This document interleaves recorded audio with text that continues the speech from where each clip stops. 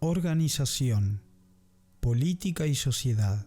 Allí donde se reúnen los garú surgen jerarquías y estructuras políticas. Los roehueso llevan la política de su tribu de formas distintas a los demás garú y que algunos encuentran sorprendentes, divertidas o simplemente patéticas. La diferencia más significativa se centra en la posición de sus ancianos.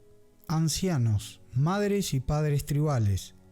A pesar de su lugar como marginados de la sociedad humana y garú, los roehueso son una tribu con un gran sentido de comunidad. Habiendo sido rechazados por tantos garú, tienen una fuerte necesidad de mantenerse unidos. Si eres parte de la tribu, es difícil ser rechazado por ella. Puede que el clan local no se preocupe por ti, pero cualquiera que se haya unido a la tribu tiene derecho a hablar en las asambleas mensuales de la tribu. Desde los días de la antigua Atenas, la democracia ha sido una parte vital de los asuntos tribales. Cualquiera con suficiente renombre puede ser considerado un anciano, pero con las actitudes igualitarias de los roehueso, si alguien se presenta voluntario para servir en cualquier posición de honor o responsabilidad en la tribu, debe ser aprobado por los votos de la mayoría de los roehueso locales. Por supuesto, en los clanes tribales, un anciano no necesita de apoyo de una mayoría roehueso local para gobernar, pero los líderes más prudentes escuchan sus opiniones. Nadie es demasiado humilde para tener una opinión y poder manifestarla. En los clanes multitribales, los roehueso observan las tradiciones de la tribu con mayor presencia en el lugar, pero tienen largos y apasionados debates en sus propias asambleas, lejos de la mirada de las demás tribus. Los que se mantienen callados en público suelen ser los más locuaces en privado. No se ordena a ningún roehueso que asista a estas reuniones. De hecho, si un roehueso decide a título personal que apoyará a un anciano de otra tribu, los demás aceptarán su decisión a regañadientes. A lo largo de la historia de la tribu, muchos de los roehueso de mayor renombre han actuado como compañeros y camaradas de grandes héroes. Por desgracia, muchos de ellos lo hicieron para aumentar las posibilidades de que sus hijos fuesen aceptados por las tribus del héroe. Para ellos, la oportunidad de cambiar el destino de su familia era más importante que la de servir como un anciano roehueso. Dado que todos los garú de la tribu son importantes, la generosidad y la compasión son cualidades admiradas en un anciano. Y la forma más rápida de conseguir el apoyo de los roehueso locales. Fuera de la tribu, los garú más cínicos malinterpretan esto como corrupción. En realidad, la mayoría de los roehueso quieren asegurarse de que los ancianos del clan van a ser generosos con ellos. Este objetivo a largo plazo se antepone a cualquier interés político inmediato. Los ancianos también se muestran generosos para animar a los garú de su tribu a acudir a las asambleas. La oratoria brillante es útil para mover las multitudes, pero también lo son los regalos, las mantas limpias y la comida caliente. También es posible que los roehueso se ganen la estima de los suyos sencillamente por su edad. Si un garú ha vivido lo suficiente, sido generoso con sus compañeros de tribu durante toda su vida, mostrado compasión con los humanos necesitados y conseguido suficiente honor en la tribu, puede acabar siendo honrado como madre o padre tribal. El título se convierte en parte del nombre del garú, habitualmente seguido del nombre de su ciudad de residencia. Padre Nicolás de San Francisco y Madre Larisa de Manhattan son notables ejemplos. Este honor solo se concede al anciano garú local de más edad, así que solo hay un padre o madre tribal en la ciudad. Los dientes de rata y la reputación. Los héroes roehueso son la excepción, no la regla. Viéndose como la élite de la tribu, un concepto que muchos garú sencillamente se niegan a aceptar, asisten religiosamente a las asambleas, permanecen en manadas heroicas y valientes y sacrifican sus vidas con tanta bravura como cualquier otro garú. Muchos de estos valientes se refieren a sí mismos como los dientes de rata, sugiriendo que cuando atacan hieren a sus enemigos más profundamente que cualquier otro roehueso. Muchos personajes entran en esta categoría, a diferencia de la mayor parte de la tribu. De hecho, es una distinción que hacen los roehueso con experiencia y que otros garú no entienden. Debido al estigma social de la tribu, muchos garú no distinguen entre héroes y chusma. Puede que esto no sea justo, pero también facilita que los héroes vuelvan a sus asambleas tribales y pisaderos cuando un túmulo garú es particularmente injusto. Y no importa lo heroico que pueda ser un roehueso, los demás garú de su tribu le consideran familia, sujeto a las mismas obligaciones de generosidad y compasión que esperan de sus ancianos. Esto es especialmente cierto entre montañeses, campo dentro de la tribu roehueso. Cuando uno de ellos tiene una racha de suerte, sus amigos y familiares llegan desde kilómetros a la redonda para compartir su fortuna. Tal y como un héroe pudo haber pedido a su tribu alimento y cobijo en un pisadero, un tipo de túmulo o lugar de encuentro de la tribu, cuando era joven, Lobeznos y Cliat pueden acudir a él en busca de ayuda. Rechazar su petición puede tener cualquier consecuencia, desde comprensivos encogimientos de hombros hasta comentarios maliciosos. Los roehuesos de un pisadero pueden ser tu último recurso o el grupo con más posibilidades de hundirte, dependiendo de tu reputación y la suya. Tratos, botín y otras cosas. Cuando no tienes mucho, debes vigilar de cerca lo poco que tienes. Los roehuesos no se preocupan por la riqueza y el dinero de los humanos. Algunos lo desdeñan porque están hartos de las ataduras de la sociedad humana. Otros son sencillamente incapaces de conservar $1 a causa de su sangre de chacal. En cualquier caso, sin dinero, la sociedad roehueso se apoya en un elaborado sistema de trueque y chiminaje. Los espíritus urbanos comercian también con esta moneda, otorgando favores a cambio de objetos que un roehueso podría considerar preciosos, aunque para el humano medio carezcan de valor.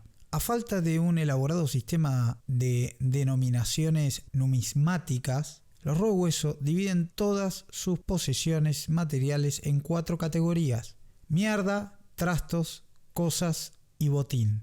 Los recuperadores de la tribu pueden aleccionarte con reverencia zen sobre las diferencias entre estas categorías, pero en última instancia se trata de una cuestión de gustos personales. La mayoría de los ignorantes humanos se limitan a describirlo todo como basura. Los roehuesos tienden a ver a los objetos rescatados de la siguiente manera. En general, la mayor parte de las posesiones personales de un roehueso son cosas, un poco mejores que los trastos y menos valiosos que el botín. No es necesario que tengan un valor concreto, sencillamente les gustan. Si de veras funciona como se supone que debe hacer, es botín. Su afortunado poseedor podrá conseguir algún dinero por ello en una tienda de empeño en un instante y probablemente gastarlo con la misma rapidez. Si es lo bastante bueno para quedárselo, pero no lo bastante para darle alguna utilidad, es un simple trasto. Si carece absolutamente de valor incluso para un roehueso, es mierda, que ni siquiera un mendigo llevaría encima. Los tergue roehueso atesoran amorosamente la basura que recogen por la ciudad. Hay una razón práctica para ello, aunque de índole espiritual. Cuando un garú muestra gran cuidado y respeto hacia algo en el mundo físico, el reflejo umbral de ese objeto mejora. Así, un chamán callejero puede llevar el maltrecho armazón metálico de un paraguas en el mundo físico, que al caminar de lado se convierte en una espléndida sombrilla que le protege de los elementos. Un héroe que camina de lado suele aparecer como una versión idealizada de sí mismo. Un tergue con un abrigo harapiento puede convertirse en un modelo de elegancia en la sombra de terciopelo. La basura de un hombre es realmente el tesoro de otro, al menos por lo que se refiere a la umbra.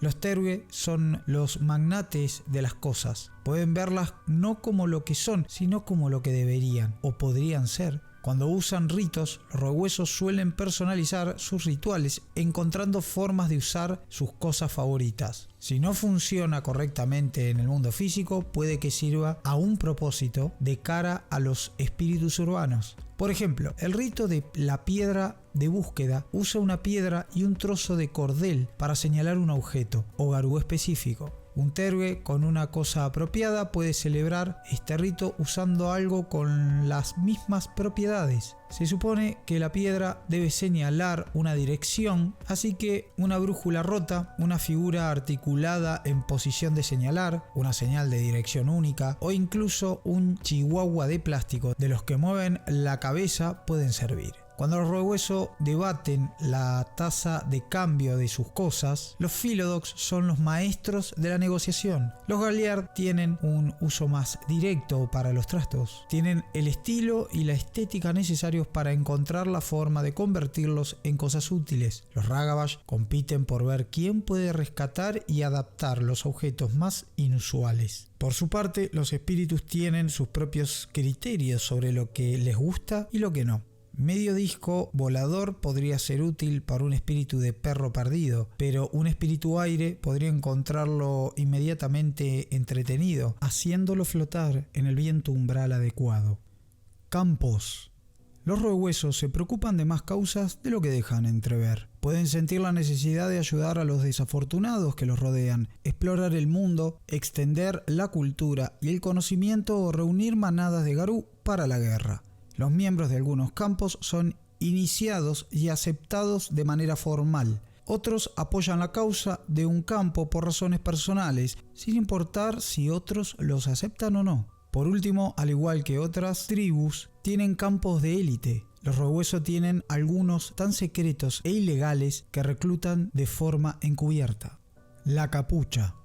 Este campo se basa en el ideal de robarle a los ricos para dárselo a los pobres. Los partidarios de este campo elogian su altruismo. Los cínicos lo ven como un montaje para castigar a los ricos. A causa de esta controversia, la capucha es independiente del resto de la tribu. Los ancianos roehueso insisten que no tienen conocimiento de las actividades del grupo, ni tampoco de sus líderes. Esto no les impide recompensar sus actividades con renombre en ocasionales asambleas secretas, pero permite mantener las apariencias. La nación garú ha intentado repetidamente llevar a la capucha ante la justicia, sobre todo por su violación de la prohibición del hombre, pero ni siquiera las amenazas del exilio parecen lo bastante disuasorias. La capucha tiene tres objetivos principales. Robar a los ricos implica perseguir a individuos conocidos por su codicia y sus abusos. Se rumorea que más de un morador del cristal ha hecho alguna contribución involuntaria a la causa. Los lobos de la capucha tienden a dominar ciertas habilidades extralegales como sigilo, seguridad y subterfugio. Los ancianos del campo suelen marcar las casas y territorios de los tiranos considerados merecedores del castigo. Algunos están obviamente manchados por el Wyrm, pero otros, caseros mezquinos, políticos corruptos o diversas entidades sobrenaturales esotéricas no. Tras cometer un golpe, los mismos garú usan sus malavidas ganancias para ayudar a los humanos a salir de la pobreza, la adicción o el sufrimiento. Esto es algo más que simplemente dar a los pobres. El campo tiene su propia versión del amor severo. A veces sus esfuerzos se dirigen especialmente a ayudar a otro hombre lobo o a algunos de los suyos, pero su caridad tiene un límite. Si la capucha te da $20 para comprar ropa y te los gastas en grapa barata, la actitud del campo puede volverse hostil en un abrir y cerrar de ojos. El tercer ideal del campo es proteger a los sin techo, o en muchos casos a los inocentes e indefensos de la gran ciudad. En los últimos años, esto ha llevado a un aumento de la violencia entre los depredadores naturales y la capucha. El Wyrm suele cebarse sobre los humanos pobres y dolientes. Cuando una manada ha destruido el mal espiritual entre ellos, la capucha acude para ayudar a devolver las vidas de la víctima a una existencia sana y normal. Esto no significa que estén ahí para salvar a todo el mundo. El campo conoce demasiado las calles como para eso. Desde su punto de vista, cada ciudad es un vertedero para la humanidad. Solo están dispuestos a salvar a los pocos individuos que realmente lo merezcan. Los desertores.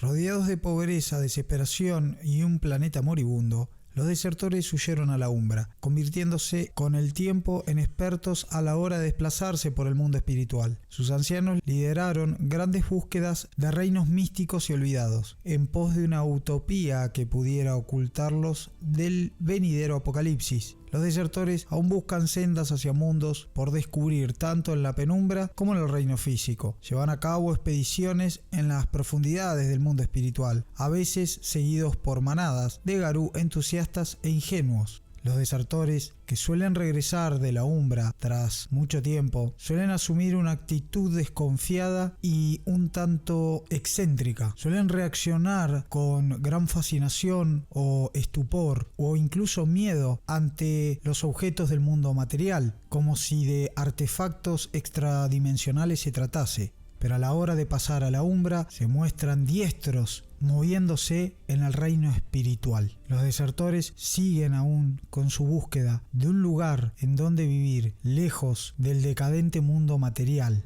Pero el regreso de tantos ancianos en la actualidad hace pensar a los más jóvenes del campo que quizá no hay dónde escapar. Frankwilers. Los Frankwilers protegen la cultura y su disponibilidad para el hombre común. Muchos son estimados eruditos y educadores o grandes narradores. El campo reclama los lugares donde el hombre común puede encontrar arte y educación. Galerías, bibliotecas, museos, teatros, etc. Otros se dedican a las comunidades y cuidan de gente y no de lugares. Pueden ofrecerse para enseñar, trabajar en programas o incluso compartir sus habilidades legales o médicas. Dado que el Wyrm suele abusar de los ignorantes, los que sufren, los hambrientos o los desesperados, los Frankwilers ayudan a combatirlo con prevención, protección y educación. Cabe destacar que sus tareas no les impiden salir de vez en cuando con manadas multitribales. Muchos son solitarios que pasan todo el tiempo posible merodeando por los mismos corredores. Los más fanáticos del campo y atrevidos pueden llegar a formar una suerte de compañías teatrales lupinas que viajan de túmulo en túmulo interpretando diversas obras. El llamado teatro lupino acabó creciendo lo bastante para considerar los más grandes teatros de Europa como parte de su protectorado. A medida que crecían las ciudades humanas, el campo se extendió a otras áreas públicas de la cultura y la educación. Al familiarizarse con las bibliotecas y museos públicos, se convirtieron en expertos consultores literarios, teatrales y científicos. Guardias de la carretera, vigilantes del camino. A los guardias se los puede encontrar tomando largas rutas de autobús, colándose en los trenes o languideciendo en las bodegas de barcos mercantes. El autoestopismo es un arte para ellos. Para los guardias, viajar es siempre primordial y rechazan atarse a trabajos como mensajeros, correos o diplomáticos. Si ven a un compañero viajero en problemas, no pueden evitar involucrarse. Cuando finalmente llegan a una asamblea tribal, este código de la carretera les proporciona honor y sus historias sirven como recordatorio de que el mundo es mucho mayor que las defensas de sus túmulos. Por último, cabe remarcar la diferencia que guarda este campo con, por ejemplo, los caminantes silenciosos en general. Mientras los caminantes hacen hincapié en llegar rápido a su destino, debido mayormente por los mensajes que portan, a los guardias parece no importarles el destino, lo que importa es el recorrido. También hay que mencionar que entre los que componen este campo se encuentran los más religiosos de la fe del tótem rata. Es por esto que desprecian al borde de la rabia a todo sirviente de búho. El enjambre. El enjambre sirve como los colmillos de rata en la guerra contra el Wyrm, especializándose en pelea sucia y estrategias deshonestas. Los ancianos de la tribu llaman al enjambre cuando los acuerdos políticos demuestran ser inútiles, aunque públicamente rechazan las actividades del campo. Algunos de los más fervientes guerreros del dios Rata solo se asocian con el campo en secreto, pasando la mayor parte del tiempo como ciudadanos honorables de un túmulo garú. Algunos de los seguidores del campo se mantienen apartados del resto de la tribu por razones religiosas. Interpretan al tótem tribal de forma distinta a los demás roehuesos. Rata no es un cobarde mordedor huyendo en busca de refugio. Para los seguidores de este campo, el dios Rata chilla por el ansia de guerra. Gente de la colina. En lugar de soportar el desprecio y la pobreza de la gran ciudad, la gente de la colina ha aprendido a sobrevivir en el mundo rural. La mayor concentración de este campo se encuentra en los Apalaches. Las familias de la gente de la colina son aún más extensas y territoriales que sus parientes urbanos. Evitan la tecnología moderna y la educación convencional, ya que consideran a ambas un intento de erradicar su propia y única cultura. Los extraños suelen ver a este campo como la encarnación de todos los estereotipos imaginables. Algunos dicen que las gentes de las colinas, también llamados montañeses, son tan endogámicos que ocultan manadas enteras de metis. Supuestamente los montañeses se aparean con la misma parentela una generación tras otra, en gran parte con el propósito de engendrar más garú. El matrimonio con forasteros está por consiguiente mal visto. Las leyendas garú y las historias populares sureñas están más cerca de sus vidas que aprender de libros, y para criterios modernos son ignorantes y poco civilizados. El campo también es famoso por su más potente creación, un licor casero ilegal con propiedades sobrenaturales. Durante la luna llena, el licor de los roehuesos es imbuido del espíritu del caos, que le da un poder místico. Se rumorea que incluso los humanos corrientes pueden tener breves atisbos de la umbra tras probar este brebaje. También se dice que es la única sustancia de la que un fiana no puede despejarse con el don resistir toxina. Por esta razón los montañeses o gente de la colina usan el delirio para ahuyentar a los forasteros y otros que quieran fisgonear en sus actividades secretas, lo que lleva a muchas de las historias de horror y estereotipos ya mencionados. El campo también está versado en la cultura de las hadas, con frecuencia porque sus mayores protectorados están cerca de los feudos féricos, devoradores de hombres. La mayoría de los conversos de este campo, que originalmente fue un culto caníbal dentro de la tribu, eran garú que habían sucumbido demasiado a menudo al frenesí. Los roehuesos han cazado diligentemente a cualquier posible organización de esta sociedad secreta que implicase a más de un clan, matando a la mayoría de los antropófagos. Aún así, los devoradores de hombres perviven actuando de forma más hábil y sigilosa. Pocos son tan estúpidos como para unirse a un clan, aunque cualquier gran ciudad puede albergar uno o dos de ellos entre su chusma local. No obstante, hay al menos una brutal excepción que demuestra que estos siniestros hombres lobos siguen siendo capaces de reunirse en gran número. Los comehombres de El Cairo. El resto de la tribu no lo sabe, pero un virulento brote de una enfermedad llamada la fiebre del chacal infectó a la población roehueso de El Cairo con un hambre voraz de carne humana. Aunque la fiebre ha pasado ya, el hambre permanece, con el resultado de que El Cairo alberga la mayor población de comehombres que se haya visto jamás. No hace falta decir que esto sería una terrible preocupación para el resto de la tribu, si llegase a saberlo.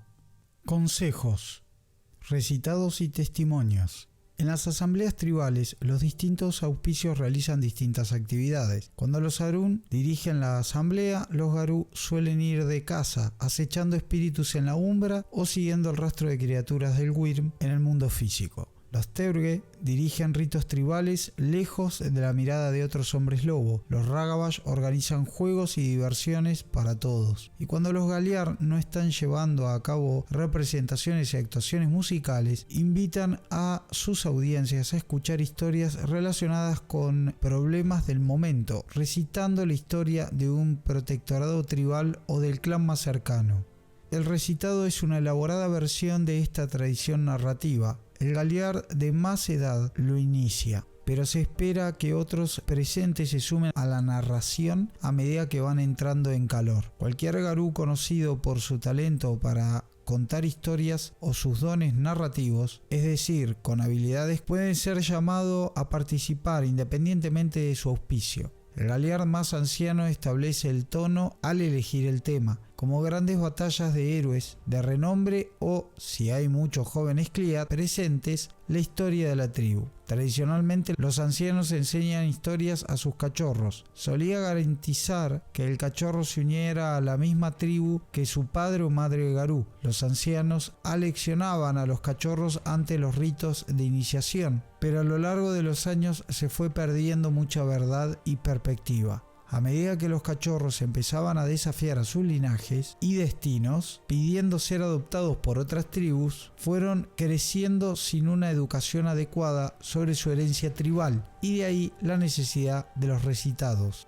Otras tribus tienen elaboradas tradiciones de etiqueta y protocolo para llevar adelante el recitado. Muchas veces son cuidadosamente planeados de antemano. Es típico que los Fenrir deban gruñir e intimidar a un Galliard aburrido para que le llegue a el turno, mientras que los Colmillos Plateados no se atreverían a interrumpir a un Garú de mayor renombre. Pero en un recitado roehueso cualquiera puede intervenir en cualquier momento, independientemente de su rango y su renombre. Incluso un anciano respetado por toda una vida de hazañas puede ser interrumpido por un Cliad recién salido de su rito de iniciación. Los testimonios son una variante de esta tradición y normalmente giran en torno a los conocimientos o leyendas. Por ejemplo, si los roehuesos tienen problemas con un vampiro local, se pide a los seguidores de la tribu que testifiquen lo que sepan acerca de la sanguijuela. No solo es una rápida forma de enseñar cosas de lo sobrenatural a los cachorros, sino también un entretenimiento estupendo en las frías y largas noches.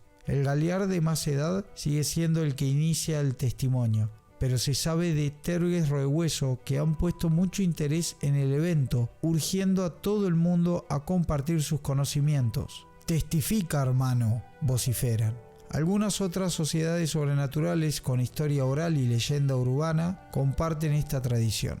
Los vampiros Nosferatu celebran reuniones similares que tienen lugar en las así llamadas acogidas. Los seguidores del dios Rata pueden ser invitados a un recitado Ratkin, un cauteloso acontecimiento en el que los hombres rata intercambian historias de acuerdo con unas precisas reglas de trueque. No importa quién intervenga, la mayoría de los roehuesos prefieren los recitados informales a las reuniones más tradicionales. La oportunidad de compartir lo que tienes con tu comunidad es mucho más divertido que oír a un anciano diciendo «escuchad, cachorros». Particularidades de la tribu. Miserias. Mientras la última generación de guerreros se prepara para el apocalipsis, los peligros se ciernen sobre ellos. Cada tribu tiene grandes desafíos a los que deben enfrentarse, problemas que resolver con sus talentos únicos. Aunque la nación Garú debe trabajar unida para prepararse para los días finales, cada tribu tiene sus propias miserias. Los Nosferatu, los tiempos de la Inquisición, el gran llamamiento de Barcelona, lo más álgido de la Revolución Francesa o a lo largo de la historia de la tribu, ha habido ocasiones en que los hijos de Rata y las ratas de cloaca han trabajado en equipo, pero ahora el conflicto entre estos lupinos y las sanguijuelas se ha recrudecido. Es como si alguien hubiese vaciado todos los retretes de la ciudad, haciendo salir a repulsivos vampiros a las calles en un número jamás visto antes. Los Nosferatu siempre se han cebado en los marginados y sin hogar, pero a medida que se acercan los días finales, los ataques de los Nosferatu son cada vez más frecuentes. Con el crecimiento de la tribu roehueso, sus protectorados se han vuelto también más grandes, dándoles más vecindarios por los que patrullar. Como las filas de la chusma también han aumentado, la tribu tiene más posibilidades de encontrar indicios de alimentación descuidada lejos de los clanes urbanos. Es de esperar que la guerra entre ambos grupos se intensifique con la inminencia del apocalipsis. Los Ratkin. Los Ratkin han permanecido ocultos durante miles de años. Al final de la Guerra de Rabia, muchos huyeron a la Umbra, donde la pura fuerza del caos les enseñó la gloria del desorden y la anarquía. Con los días finales acercándose, hordas de Ratkin emergen de sus escondrijos, respondiendo a la llamada de Rata a la batalla. La tribu roehueso siempre ha tenido fuertes lazos con Rata, pero cualquier alianza con los hombres Rata es temporal en el mejor de los casos. La supervivencia requiere en ocasiones que Ratkin y roehueso formen equipos, pero la cooperación a corto plazo suele dar paso a traición a largo plazo. Místicos preocupados empiezan a volverse hacia el tótem Rata en busca de guía, pero sorprendentemente a veces resulta incapaz de ayudarles a deducir qué harían los Ratkin. El dios Rata. Estos mismos místicos están descubriendo que algunos tótem hablan a través de distintas encarnaciones y avatares. Como parte de un creciente cisma espiritual en el seno de la tribu, algunos rezan a la Madre Rata, un aspecto del tótem consagrado a la piedad y a la compasión de los débiles. Otros oyen la llamada de clarín del dios Rata, una expresión del tótem de guerra de la tribu. Los roehuesos están divididos acerca de la forma de llevar la guerra del apocalipsis. ¿Deberían los roehuesos entrar por hordas en la batalla, destruyendo todo en su camino en su persecución del Wyrm? ¿O deberían acurrucarse con las víctimas y supervivientes de la guerra, esperando hasta que la mayor parte de la nación Garú haya caído antes de entrar en la contienda? Los extremistas debaten ambas tácticas, unos en interés de la Madre Rata y otros gritando la gloria del dios Rata. Entre ambos extremos, la mayoría de los roehuesos se muestra apática o ignorante acerca de la lucha espiritual. Siguen sobreviviendo día a día, esperando a que su tótem decida la respuesta. Mientras las demás tribus, particularmente Fenrir y Garras Rojas, lanzan cargas casi suicidas contra el Wyrm, muchos roehuesos colaboran con multitud de pequeños ataques, dando el golpe sin ser vistos y retirándose después a sus escondrijos. Pero con demasiada frecuencia sus planes quedan arruinados por las acciones de los extremistas, que sacrifican los esfuerzos de sus hermanos para atacar al Wyrm a su manera. La chusma. Con gran parte de la tribu dividida u oculta, un creciente número de cachorros y crías dejan de interesarse por la política de la tribu e incluso la situación de sus clanes. A causa de los bajos criterios de aceptación de la tribu y su compasión con los proscritos, muchos crías están ansiosos de aprender unos cuantos dones y rituales tras su rito de iniciación y luego marcharse, siendo raro que alguna vez vuelvan al clan. Manteniéndose unida en pequeñas manadas y pisaderos, la chusma crea su propia cultura separada de las rencillas y traiciones de la nación Garú. En cualquier gran ciudad, esta chusma es mucho más propensa a acudir a las asambleas tribales que a las del clan, e incluso entonces está más interesada en los problemas de la calle que en esotéricos debates de espiritualidad y política. Los ancianos de la tribu son tolerantes con esta tendencia, pensando que cuando llegue el momento adecuado, Rata llamará a la chusma a la batalla, pero muchos Garú no están de acuerdo. Las manadas se enfrentan a un nuevo desafío: encontrar una manera de llevar de vuelta a la nación Garú a esta nueva generación de guerreros. Rebelión. Parte de la chusma está tan harta de las traiciones y la perfidia de los clanes que ha intentado crear sus propias sociedades comunales. La rebelión de mayor éxito de este tipo tuvo lugar en el clan de la voluntad del pueblo, donde se supone que la chusma conspiró para asesinar a su líder. Los ancianos de toda la nación Garú quedaron horrorizados ante la noticia. Los Garú tienen una profunda necesidad instintiva de reconocer el dominio y la sumisión de acuerdo con la jerarquía, y una rebelión así fue una afrenta a los mismos fundamentos de la cultura. No obstante, la voluntad del pueblo sigue resistiendo, y los proscritos de la nación Garú han empezado a susurrar que esta posibilidad impensable podría ser una verdadera llamada. La capucha. Desde el gran llamamiento de Barcelona, los ancianos de la tribu han intentado argumentar que la nación Garú no debería mezclarse con los asuntos de la humanidad. Esta idea ha sido retorcida a lo largo de los siglos, como muestran las múltiples interpretaciones del Gran Veto. La capucha lo interpreta de forma muy particular, socavando en secreto la autoridad y liberando las riquezas de los humanos para reestructurar la sociedad humana. Aunque unos cuantos activistas muy notables han sido exiliados o ejecutados por la nación Garú, muchos ancianos muestran una extraña apatía a la hora de dar caza al resto. De hecho, unos pocos Cliad hablan abiertamente a favor de este campo en las asambleas de la tribu, sin que los tolerantes ancianos les reprendan. En los clanes más grandes, algunas manadas han sido enviadas a seguir el rastro de las actividades criminales de la capucha. Pero a medida que emergen las mayores amenazas del fin de los tiempos, hay menos héroes disponibles para hacer cumplir la voluntad de los ancianos a un peligroso campo marginal de la tribu roehueso. El Anillo de Sombras. Se rumorea que hay una secta secreta de Nosferatus, Ratkin y roehuesos trabajando en equipo mediante una alianza llamada el Anillo de las Sombras. No hay absolutamente ninguna prueba de estas especulaciones, pero algunos Galliard imaginativos han inventado elaboradas teorías de la conspiración para explicar recientes acontecimientos en el seno de la tribu. Como la paranoia es tan elevada, cada vez que un roehueso y un Noferatu colaboran en algo, es inevitable que alguien diga que se trata de una conspiración a gran escala. Esto puede deberse sencillamente al miedo que las ratas de cloaca controlen a la tribu en secreto, o quizás sea una señal de que la alianza ha empezado efectivamente a formarse. Ni siquiera los roehuesos de mayor rango parecen inclinados a aventurar una respuesta.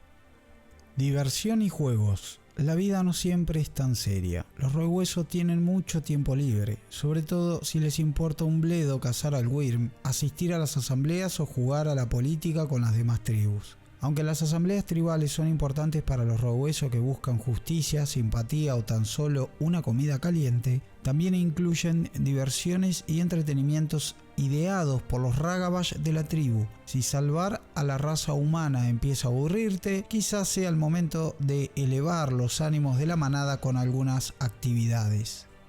Surf en el metro. Si eres roehueso y encuentras una estación que no esté demasiado llena y puedes asegurar la feliz ignorancia de los presentes, encaramarse a un vagón de metro es un juego de niños. Para un garú, algunos metis prefieren la forma crinos y hay lupus que optan por el salto de liebre, don muy conocido entre ellos, para subir al tren, agacharse y surfear todo lo que puedan. Algunos Galliard insisten en que las manadas deberían intentarlo al menos una vez. Los verdaderos fanáticos memorizan listas de líneas y paradas de metro, ofreciéndose a actuar como guías. También se sabe que los Frankweilers, que han convertido líneas de transporte público en parte de su protectorado, informando a los pisaderos locales de extrañas perturbaciones. Como sospecharán, otras cosas se alimentan a veces de los viajeros nocturnos, y las patrullas del metro han acabado con unas cuantas. Por supuesto, este deporte tiene sus riesgos, perderse o caerse. Cazando puede llevar a un garú al feudo de otra criatura. Los Raktin y los Noferatu son impredecibles cuando se invade su territorio. Entre los peligros menores podemos hablar de ghouls rebeldes, raids en busca de montura y psicóticos depredadores humanos. En algunas grandes ciudades se ha alertado de actividad de los danzantes de la espiral negra en los mismos túneles, pero mucho menos discreta y sutil. El banquete de los locos.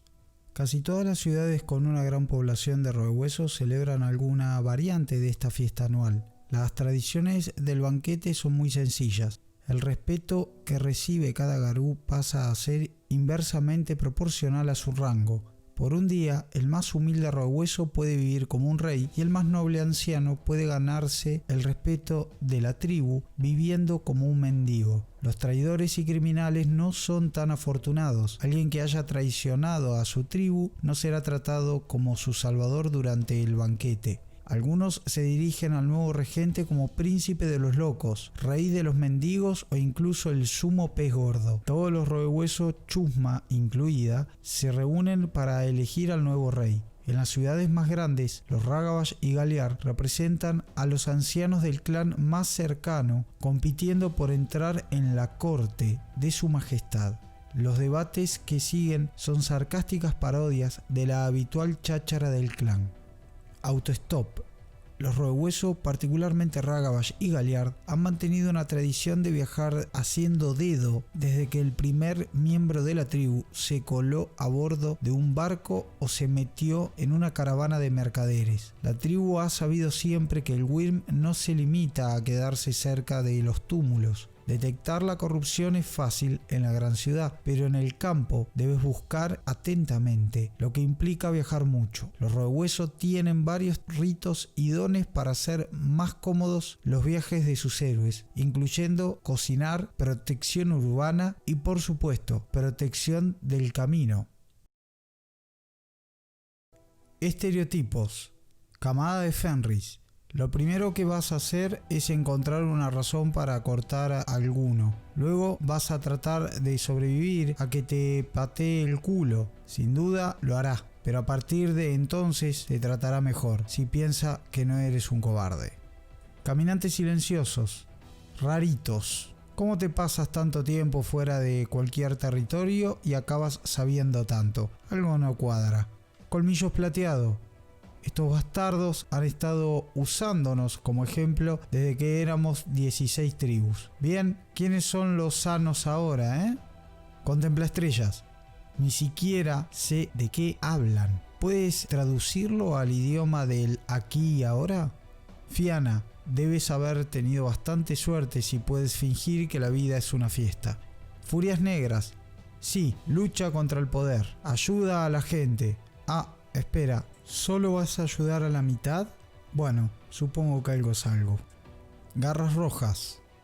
Mierda, ¿nunca te has encontrado con un humano que te guste? Eso me asusta. Y mucho. Y no por las razones que crees que debería hacerlo.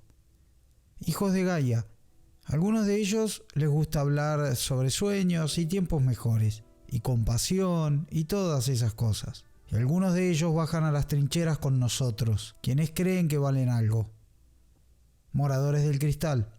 Estos tipos se quedan en las ciudades, como nosotros. Simplemente deciden tratar con la cómoda alta sociedad donde siempre saben de dónde va a venir su siguiente comida. ¿Quién puede culparlos? Señores de la sombra. ¿Pelear sucio? Sí, buenísimo, en su momento. ¿Atrapar a otras tribus en el radio de la explosión? No. Misma mierda, distinto día. Uctena. Unos tipos bastante comprensivos que toman todo lo que necesitan de donde pueden. No me sorprende que su ética funcione igual. Wendigo. ¿Has tenido un puto devorador de hombres como tótem desde el Imperium y no has caído todavía en el Wyrm? Héroes y notables. Corazón Buscabocado. Hijo de un pescador portugués de finales del siglo XV, Corazón Buscabocado amó el mar desde su nacimiento. Algunos dicen que su madre intentó ahogarlo, pero su padre se sintió todavía más sorprendido cuando logró sobrevivir. Desde aquel momento, el chico resultó tener más vidas que un gato, a pesar de los barquitos minúsculos, la dureza del mar y los ocasionales ataques de monstruos marinos engendrados por el Wyrm. Con cada generación que ha contado la historia de Buscabocados, su vida ha ido creciendo hasta adquirir proporciones épicas. Desde temprana edad, Corazón salía al mar con su padre para pescar, mostrando un increíble talento para encontrar presas. Aunque nadie le había enseñado las costumbres de los espíritus, divertía a su padre con canciones que prácticamente llamaban a la pesca del día para que subiese a bordo. Su madre, por otra parte, estaba horrorizada ante aquel talento antinatural. A veces insistía en que su hijo había aprendido las negras artes de las brujas. Otras afirmaban que el auténtico padre del chico era un íncubo que le había seducido una noche. En realidad, la madre de Corazón ignoraba su propia naturaleza de pariente. Nunca hablaba del verdadero padre de su hijo. Siempre había sido reacia a contar la vergonzosa historia de su propio padre, un viejo pirata que murió poco después de engendrarla. Incapaz de soportar los abusos y la locura de su madre, Corazón se hizo a la mar en un barco de pesca a los 14 años. Desde aquel momento se convirtió en un legendario Jonás para toda la nación Garú. Cada barco en el que él navegaba sufría alguna catástrofe, pero de alguna forma el mar lo devolvía siempre. En su quinto y último viaje, Buscabocado sufrió su primer cambio. Un acontecimiento que provocó el pánico generalizado en un barco y la muerte de todos los marinos sobre cubierta. Un buscaparientes enviado 2 generaciones antes reveló la existencia de este notable muchacho a un pisadero local de los roehuesos portugueses en los muelles de Lisboa. Los ancianos insistieron en que el joven no volvería jamás al mar. En lugar de ello, fue reclutado con la intención de usar sus dones para conseguir comida para los humanos y homínidos pobres y necesitados de las ciudades de la tribu. A los 18 años, Corazón estaba listo para zarpar de nuevo, les gustara o no a los ancianos. Entonces, en 1540 tuvo lugar uno de los mayores acontecimientos de la historia de la tribu, el Gran Llamamiento de Lisboa. Ocultos a ojos vigilantes bajo la mascarada de un colorido carnaval, ancianos roehuesos llegaron desde toda Europa para hablar de viajes al Nuevo Mundo. Los ancianos sabían que muchas otras tribus y criaturas sobrenaturales, desde sanguijuelas hasta danzantes de la espiral negra, ansiaban explorar el nuevo continente. Por tanto, en los primeros compases del llamamiento hubo pocos voluntarios para tan gran éxodo. Los líderes de la tribu rieron cuando Corazón Buscabocado se ofreció a explorar personalmente el Nuevo Mundo, colándose a bordo del siguiente barco que zarpara hacia América. Aunque admiraron su coraje, su reputación de hundir cada barco en el que navegaba le precedía. Ultrajado, Corazón se marchó para demostrar a todos que se equivocaban. Decidido a romper cualquier maldición que hubiera heredado, una manada de marineros roehuesos se ofreció a seguirle, ansioso de ganar gloria y reputación, y temerosa de no volver para disfrutar de tales recompensas. Corazón lo pasó muy mal los primeros meses de su viaje. Los roehuesos habían usado sus dones espirituales como ojo nublado para subir a bordo y otros como cocinar para mantenerse comiendo restos desechados de pescado, estopa y pedazos estofados de madera del barco. Cuando la moral llegó a su punto más bajo, Corazón caminó de lado sobre la cubierta para recordarse a sí mismo por qué estaba luchando. Contempló el reflejo espiritual del mar abierto, una visión que siempre animaba a su espíritu, y la monstruosa criatura del Wyrm que estaba a punto de devorar el barco. La manada de Buscabocado se enfrentó a la bestia en una épica batalla con cabillas, cajas del cargamento, gruesas maromas y garras afiladas. Según cuenta la historia, el propio Corazón saltó al agua en forma crinos para atravesar el corazón de la bestia con el ancla del barco. Si esta historia de pesca es verdad o no, sigue siendo objeto de debate. En cualquier caso, Corazón Buscabocado volvió del Nuevo Mundo 2 años después, con historias de los grandes territorios salvajes que esperaban a los cachorros y Cliat de la tribu. Como señaló un Galliard, si Buscabocado podía sobrevivir al viaje, estaba claro que cualquier roehueso podría. Confiando en que Buscabocado ya no hacía hundir los barcos, la estirpe de rata subió a ellos en tropel. El hijo del pescador ayudó personalmente a más de 100 garú de su tribu a viajar al Nuevo Mundo, enseñando el camino a toda una generación de roehuesos americanos. Madre Larissa. Como líder del clan del Prado en Central Park de Nueva York, Madre Larissa es uno de los más prestigiosos roehuesos de la nación garú. A pesar de los numerosos intentos de otros garú por derrocarla, incluyendo conspiraciones encabezadas por traidores de su propio clan, el apoyo de decenas de roehuesos de Manhattan la han mantenido en el poder. Larissa se convirtió en una madre tribal tras décadas de generosidad y compasión con los necesitados, particularmente cachorros y cliat de su propia tribu. Su clan urbano se asienta en un túmulo de compañerismo donde distintas tribus e incluso distintas criaturas sobrenaturales pueden dejar sus diferencias a un lado y solucionar sus problemas mediante el diálogo. Como líder del clan, es conocida por hacerse cargo de la protección de cualquiera que esté en peligro, en apuros o a la fuga. Otros garú le han advertido de que esta debilidad puede causar problemas al clan, pero tanto ella como su tribu están dispuestos a pagar las consecuencias de su compasión.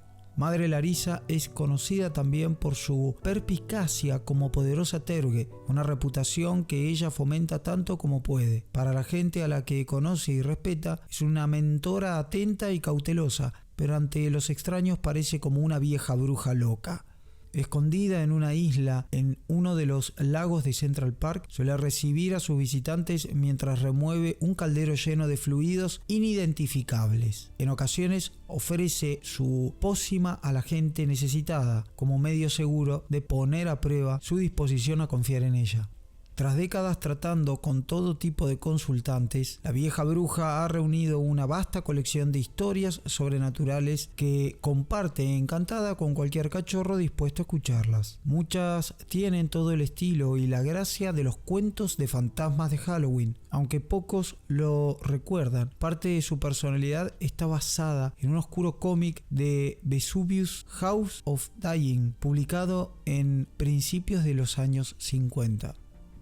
Nadie sabe lo vieja que es en realidad, Madre Larissa, ni cuánto tiempo más podrían mantenerla sus ritos teúrgicos. Aunque los robehuesos locales sienten un gran respeto por los ancianos, algunas de las tribus cuestionan su capacidad para gobernar. En los últimos años se ha vuelto reacia a traspasar los límites de Central Park. A veces incluso es incapaz de dejar la protección de su isla. Pero a pesar de esto, mientras pueda mantener los ritos apropiados, servir a los ideales de su tribu y frustrar las conspiraciones locales, los robehuesos tienen la esperanza de que la vieja moza siga gobernando durante muchos años más.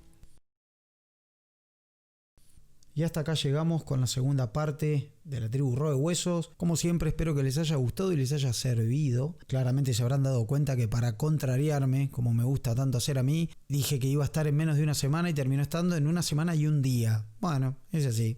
Uno es el peor enemigo de uno mismo. Por lo pronto, como habrán notado también, y a manera de disculpas por mi retraso, en el día de ayer subí una mesa de Hombre Lobo que está teniendo lugar, una partida que está teniendo lugar en el canal de Twitch, por el cual me pueden seguir, yo se los agradecería muchísimo. Tenemos una mesa que hasta ese día mismo era solo de chicas, solo mujeres, se sumó uno más, el amigo Caín, con su hijo de Gaia tan particular. Así que si quieren ver las partidas, pueden pasar en estos días que les indico, aproximadamente a las 23 horas, insisto, jueves vampiro, viernes y sábado Hombre Lobo, con distintas manadas, para ver las partidas en directo por Twitch. Como siempre, liken, comenten y compartan, que es lo más importante, y nos estamos viendo en la próxima tribu. Muchas gracias y adiós.